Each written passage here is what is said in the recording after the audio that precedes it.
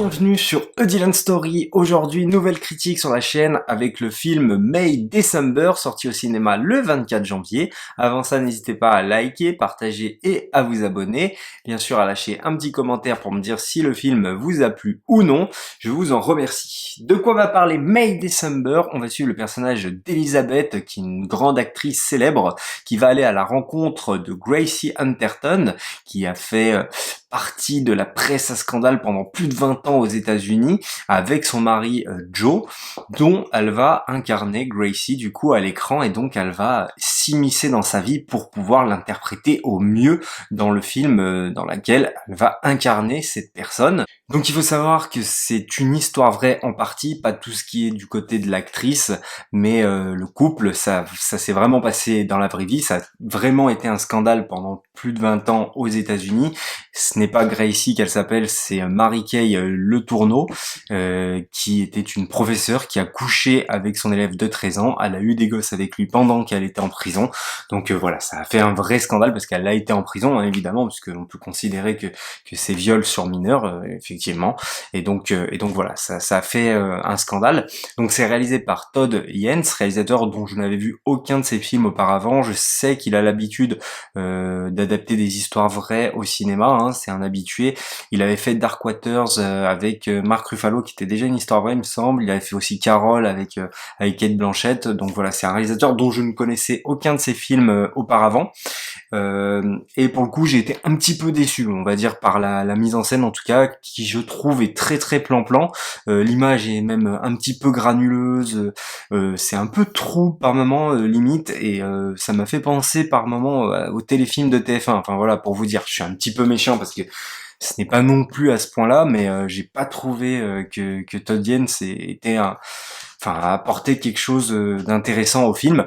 Là où le film va être intéressant, c'est par son trio d'acteurs. Donc Elizabeth, qui va être jouée par Nathalie Portman, qui est vraiment excellente dans le film, hein. Franchement, elle vieillit pas, Nathalie Portman, n'empêche, je ne sais pas elle a quel âge aujourd'hui, mais je trouve qu'elle vieillit pas et elle joue très très bien. Et de toute façon, c'est à elle qu'on va donner le plus à jouer, puisqu'elle va devoir reprendre les mimiques de Julianne Moore dans le film, donc de Grace.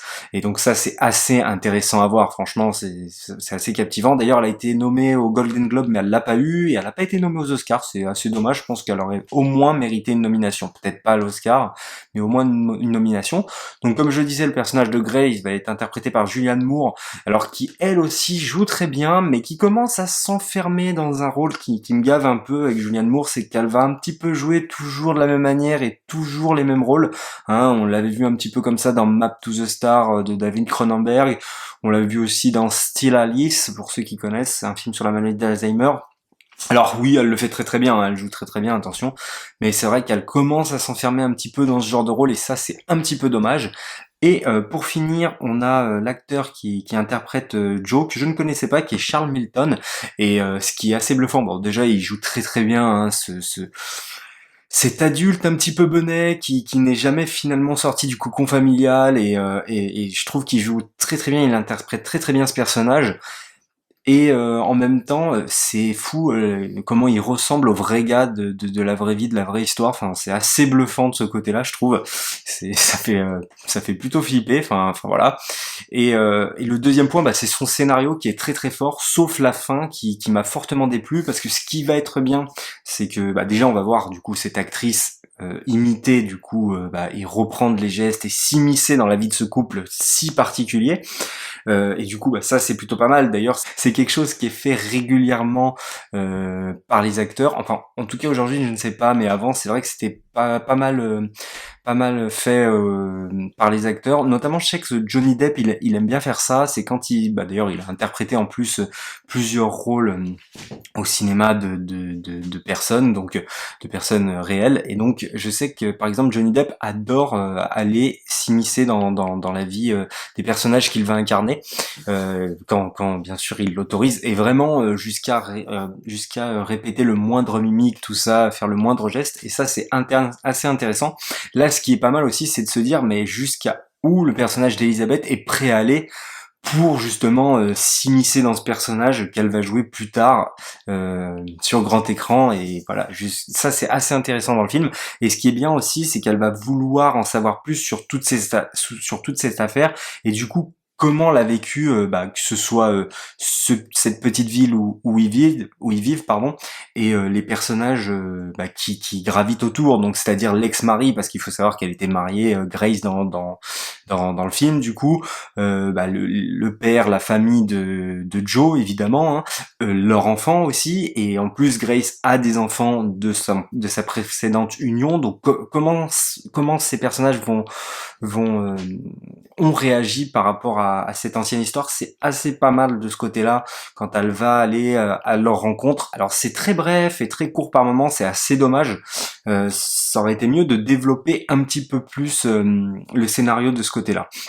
Et ensuite, t'as la relation justement Grace et Joe, qui est vraiment, en fait, en fin de compte, on voit qu'il y a vraiment une relation toxique qui est vécue différemment chez l'un et chez l'autre, avec Grace qui fait que pleurer et qui se rend compte sans vraiment s'en rendre compte qu'elle a peut-être fait une erreur, et Joe, comme je disais, qui joue ce gros bonnet, qui a qui a limite la même mentalité que ses enfants finalement, et d'ailleurs qui prend jamais aucune décision en termes d'autorité face à ses enfants, puisque enfin voilà, et il y a des moments vraiment touchants, notamment avec son fils, où j'ai trouvé ça pas mal du tout. Et il y a cette musique qui vient emballer le tout, alors qui reprend seulement quelques notes, hein. C'est vrai que c'est plutôt redondant dans le film, mais je la trouve très efficace. Elle apporte vraiment un côté angoissant, je trouve, au film. C'est assez étrange de ce côté-là. Donc c'est une musique de Marcelo Zarvos, enfin en tout cas c'est le compositeur. Voilà, compositeur qui a déjà œuvré avec du coup avec le réalisateur Todd Haynes, hein, du coup avec sur Darkwater notamment.